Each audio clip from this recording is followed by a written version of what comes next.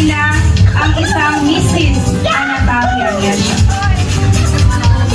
Very cool. Supportive.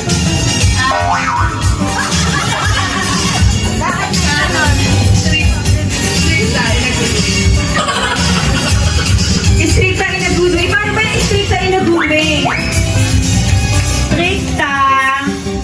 Ano ba yun, Adia? Paliwanag ko. Stricta. Hindi, siguro masungit lang. Masungit.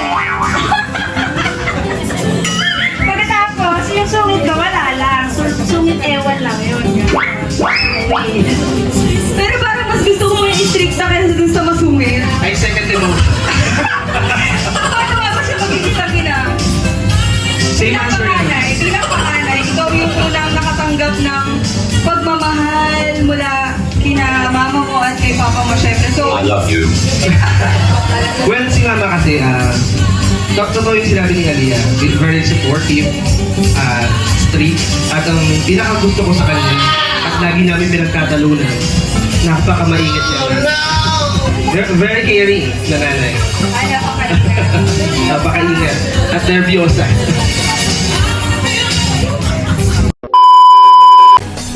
Why, baby? Do you look so pretty and you smile, baby? I'm almost breathing. Tell me why, baby? Ayan, sino ba dito yung mga friends ni Ma'am Lea? Ayan, sino ba dito yung mga friends? Taas kamay. Ay, walang friends! Walang friends! Ayan, sa lahat po ng hindi friends, walang food. Charis.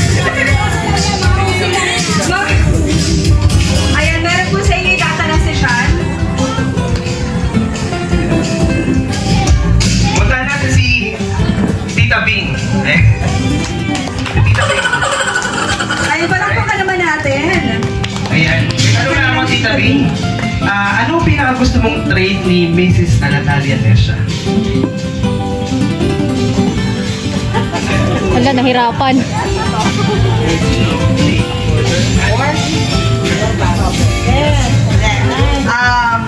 Si Lea as a friend, bukod sa maingay, mabuting tao to, mabuting kaibigan. Ang pinakagusto namin dyan talaga is napaka-jolly niya. Magaling siya magtago ng problema. Dinadaan niya lahat sa tawa. Tawa pa lang, di ba? Buhay na. Yun yung pinakagusto namin. Saka pagka yung kami-kami lang parang kulang. Siya yung namin, siya yung clown namin. Icebreaker. Ayan, tama. Ayan. Ayan, ano masasabi mo doon, Ma'am Lea, sa... Oo. Parang gusto ko nang tanggapin na gano'n kasi parang laging may pressure eh. Parang hindi pwedeng wala ako, di ba? Pag wala ako, nakaka-guilty eh. Baka malungkot sila. Things like I love that. you. Salamat. Ayan, siya pala ang marang... Go, Molina. Ayan, saan pa kayo nanggaling yan?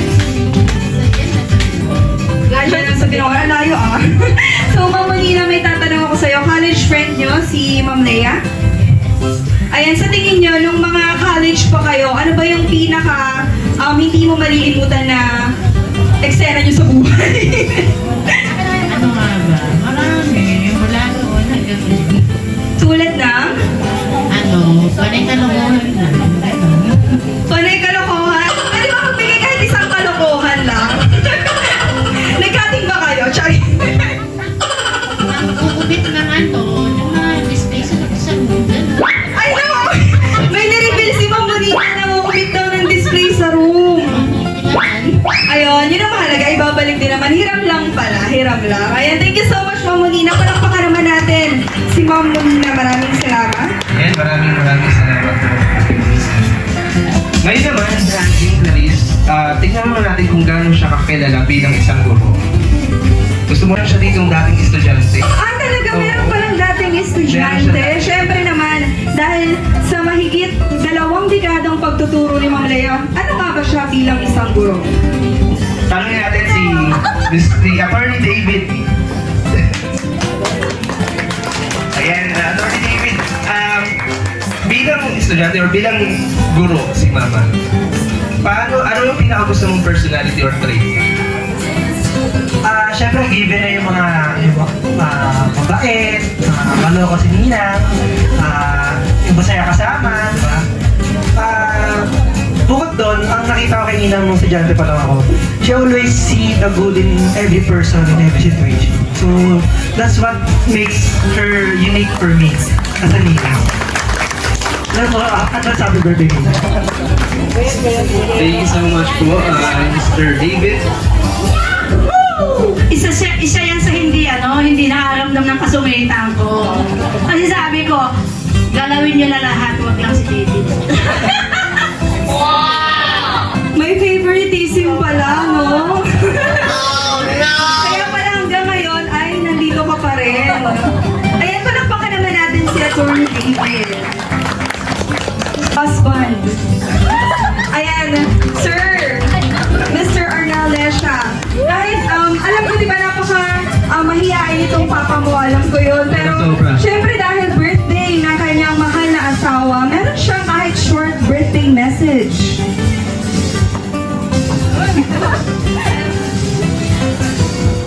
Happy birthday na lang. Salamat sa lahat.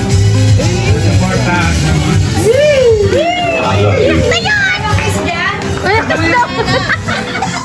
Happy birthday. So, ayan na daw